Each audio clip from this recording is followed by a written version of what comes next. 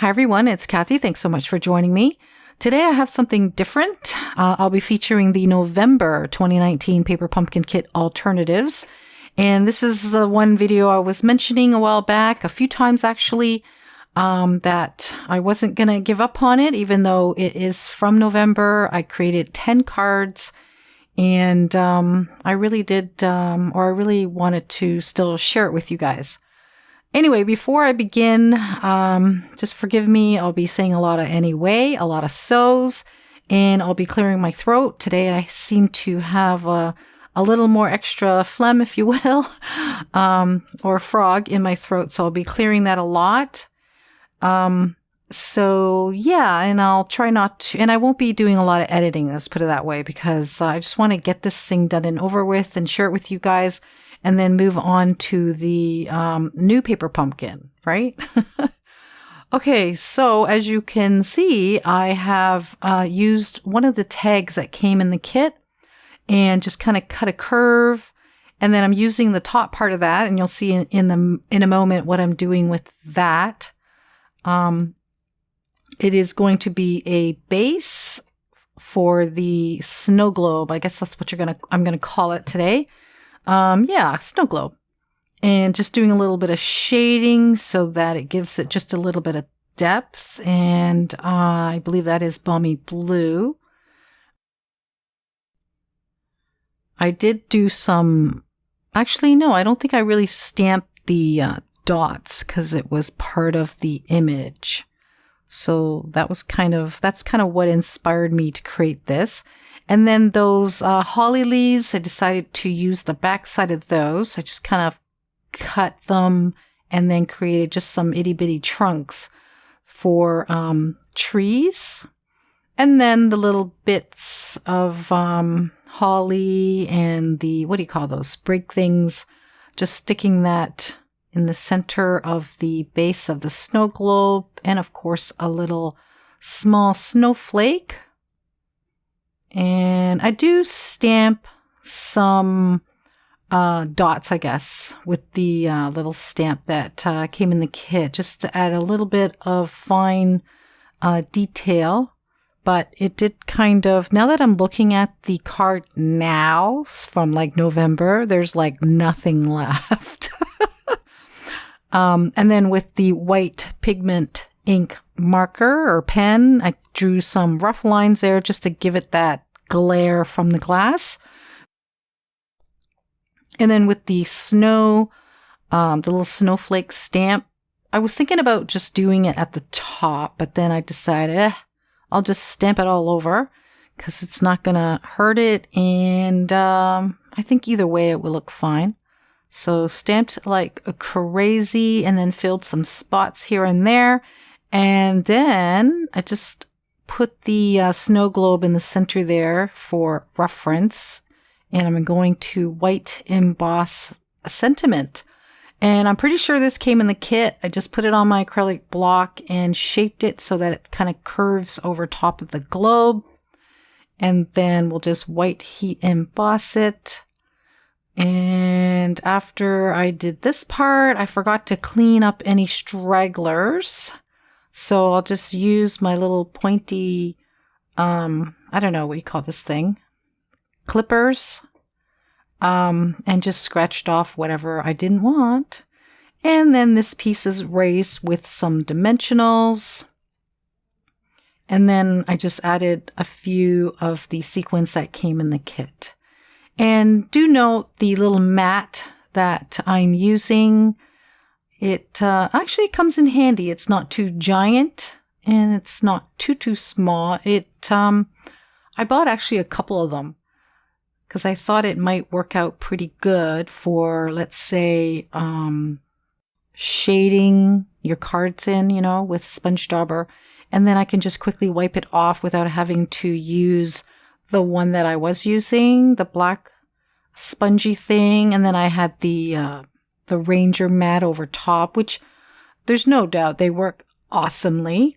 But I thought I'd try it and it is working pretty good. So each time I sponge, I just wipe it with a slightly damp cloth to clean it off because I don't want it to stain. And by the way, I know I didn't mention it, but it is a mat for the Stamparatus. All right, so moving on to the next card. I'm using, I believe it's Crumb Cake, and I'm using the Hero Arts white pigment ink because I couldn't find my Stampin' Up! One. And I am just, you know what? It's been a while, so I didn't rewatch the video that much to kind of memorize what I did. So I decided that I wanted some solid hills, I guess. And that's why I created that little template. And now I'm just stamping again with that trio snowflake stamp that came in the kit. And again, I had this vision that I wanted to have it really heavy snow at the top. So this time I kind of stuck with it, but I came down just a bit more, and later on in the video I do add a bit more, so you'll see that. Now with this sled, I'm just cutting that down because I want something super simple. And I wasn't watching what I was doing because I kind of messed up there. But at the end, you want these two pieces, one a little bit longer than the other, but you do want them the same width. And how wide are these things? So I'm just going to have it in front of me. So they're like 3 3/4 inch. The other one is about 3.5 inches. And they're about 3/8 of an inch wide. 3/8 of an inch wide. And of course I just shaded it because you want them to be a little bit darker around the edges. And yes, they are going to be little skis. And I decided that I'm going to crisscross them, and I've seen it on the internet. I mean, like other people have done it with an actual, dies and stuff, but it's such an easy thing that you can just create on your own. You've got the wood look paper, so yeah, why not? You can, it's easy. Just slice or dicer it down, and I gave you the dimensions. And again, we're just going to add the holly leaves and the sprigs in the center, and also some red rhinestones. I can't remember if this came in the kit or not, or if it was from my stash. And then and then I tied a bow, and I think I doubled up on the I don't know, what do you want to call it? The thread. This is it's not super bendy. This silver stuff. So, but I did double up on it and just cut it back and just stuck it down with a bunch of glue dots and whatnot. And I did some shading at the bottom of each of the skis so that they look a little bit more grounded. And then here's where I'm just kind of going nuts with the snowflakes and some additional dots using the white pigment marker or pen. All right, so just stuck it down on a top folding card base as usual. And I believe I cut this card base 3/8 of an inch, actually 3/8 of an inch off. So to give it just a slightly bigger border. Okay, so we have moved on to the third card. This one, I really like how it turned out, but it's going to be a big giant challenge for some. And I did kind of keep most of the footage in there for this deer. And how much, just to show you how much I fussed, how much I trimmed back continuously. So, because, this is me starting it off from the very beginning. I didn't do a mock or anything. I just, turned the video on and I just went with it. So, and I wanted you guys to kind of see, how much I fussed. But I'm kind of meticulous and picky and whatnot. So, all right.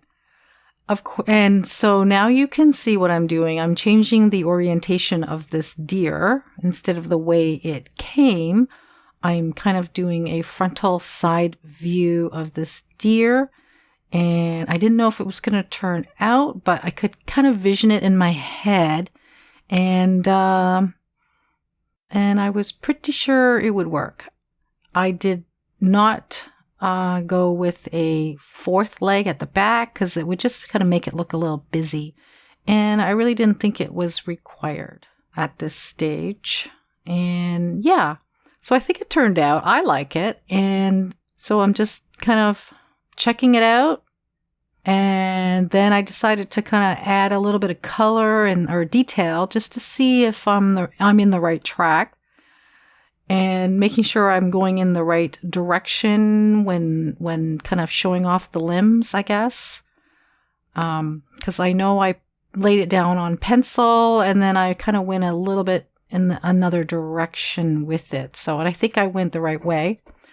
And I decided I'm going to just color in the antler just to give this deer a bit of, color. And then you'll see where I kind of messed up because I didn't wait for it to dry, but so be it. It kind of went in the right direction, if you'll know what I mean when you kind of see it. And yeah, I went a little bit dark just underneath the deer there, and I added just a smidge of water and wiped it. So it lightened that up. And see the eye? I don't know. It turned out perfect, but guess what? I ended up smudging it because I was just manhandling the deer while I was shading it. Now, you could leave the shading off if you want, but I wanted to give the deer some depth. And so I thought I'd add some shading, but while I was doing that, I did kind of smudge the eye there, but it kind of went in the right direction, right? So it looks like an eyelid now. All right. So we're done with the deer. Now with the panel here, I'm just adding a little bit of shading for the ground to ground the deer, I guess. And then we're going to add some snow detail at the top. So just stamp around or just stamp away at the top. Wasn't sure what I wanted to do, if I wanted to make it super duper heavy, because it does lighten up over time. But I just went with it the way it looked. And as I progressed further down, I stamped less of that stamped and kind of double stamped because you want it to fade down towards the bottom. That's what I was looking for. And I did want the top to be darker. So I used that trio snowflake again. But later on, because it wasn't quite, to me, balanced, like it just needed to be darker, I do end up shading the top part. So here I am shading some more, but I think afterwards I laid it down a little bit heavier because it just wasn't quite dark enough. Yeah. Okay, so extra more fussing, snowflakes, yada yada. All right, so now I have the Night of Navy, and I went with this Peace Sentiment. Now, I didn't like it. It was just a little bit too heavy of a sentiment. It kind of grew on me, but I would go for something a little smaller. And here's where I'm laying down the ink just a little bit heavier so that the top and the bottom kind of matches, I guess, on the weight. Okay, and of course I wanted the deer to stand out just a little bit more, so that's why I want the top part darker. So of course I raised the deer with some dimensionals, and for the panel, cut it back again. I think the same, like 3/8 of an inch. Yeah. And then some sequins, and that's it. So yes, the toughest part is the deer to change up the orientation, but I like how it turned out. It was a lot of work, I'd have to say, but I'm pretty sure it'll be quicker if you did it the second time, because then you know what you're doing, right? All right, so now we're going to be jumping into the third card. And this one I had a vision. What to do with these birds, right? So I saw something in the birds and I'm just cutting away a certain part of this bird or these two birds to create these two thingies. And of course, I need one to go in another direction. And I thought I'd try coloring both of them. Now, I thought like coloring the red one with the red marker, one would look still darker than the other, but surprisingly, they match. So after I colored them all in, I used the darker marker to add some shading to give it some depth. And you'll see that right now. And then I go back in with the lighter color just to blend. And we'll do that at each end. And then later on, I do end up just coloring the center part too. I don't know. I couldn't decide what to do with that. So there are the two pieces. And we'll leave that to dry, and we're going to work on this next part. Now, this panel came in the kit. It has a slightly darker blue at one end and then fades to the other. And with the gold ink, I'm just stamping that snowflake trio or trio snowflake. Now, I don't know my dimensions here, but it looks like it's 2 1/4 that I sliced off first. And then with the 2 1/4 2.5 inch piece, I cut it at 1 1/4. So you want the two pieces to be cut evenly to create these little squares. And I have a piece of real red. And these squares, I'm just going to stick them down on this panel. And making sure that I leave a little space in the center. And then I'm just going to cut away the excess. Oh, we're jumping back to this piece. Now, you can do this in 2 different ways, but I decided to go in this direction to create a little bow. So it looks a little more whimsical, I guess, in this direction. Or you could flip it the other way, but I decided to go with this one at the last minute. Yes, it's a big box or a big present with a bow on top. Winter Wishes. It didn't really go well, but I really like the font. I didn't want to rummage through my other stamps to, get the right one. So I just stuck with whatever came in the kit. And it's a pretty font on it. And then the bow, I just stuck it down over top of the little box and just kind of reinforced the bow a bit with some dimensionals. And then I'm just going to stick it down onto I think I stuck it on a top folding card base. Or did I put it on? No, I put it on its own panel and then I stuck it on a top folding card base. And that panel was cut a 1/4 inch around, I believe. So that's that one. And I did put a rhinestone in the center of that snowflake too. All right, so on to the last card for the first part of the November 2019 alternatives. I really wanted to use this piece. Honestly, I didn't like this card. It is my least favorite. But you don't have to agree with me if you don't like it either. So yeah, I did fuss just a little bit with this. It did kind of, or it was a little finicky because it's very thin and narrow, piece that I'm working with, but I decided to plow through it and complete this card.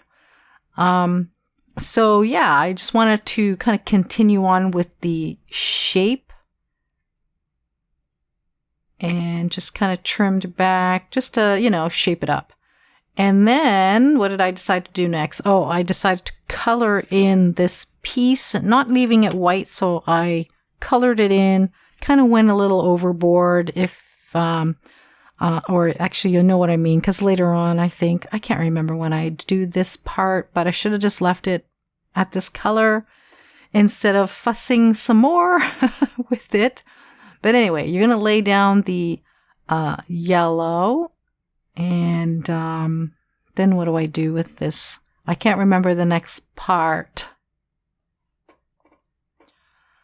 And I fussed a lot here because I didn't know what to do, or what I wanted to do here, but I decided to go with a black base, and then I used that piece that came in the sled, and I just tied this, I don't even know what this thing is, but it's a heavy duty twine, let's put it that way.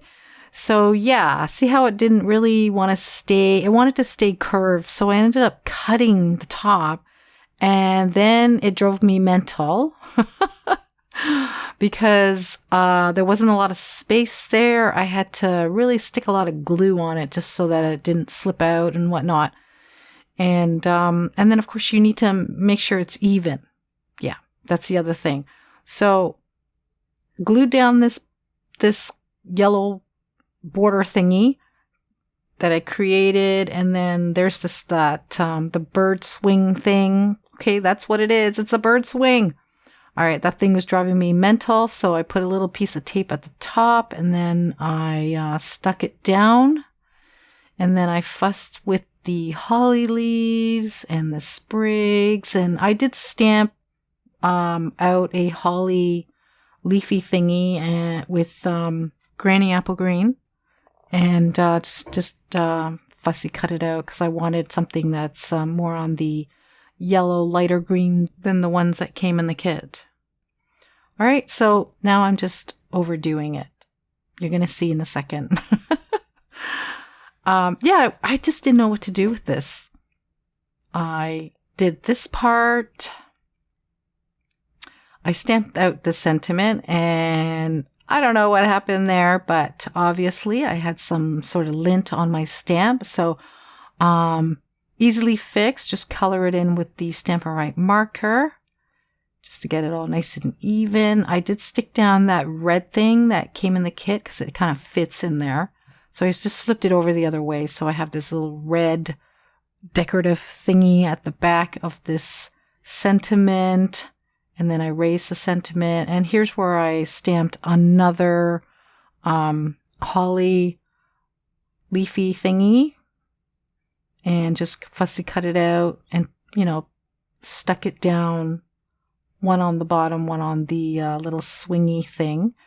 And now I decided I don't want to have the bird tail in the same orientation as everyone else. So I'm just going to change it up a little bit, and I'm going to put the tail downwards.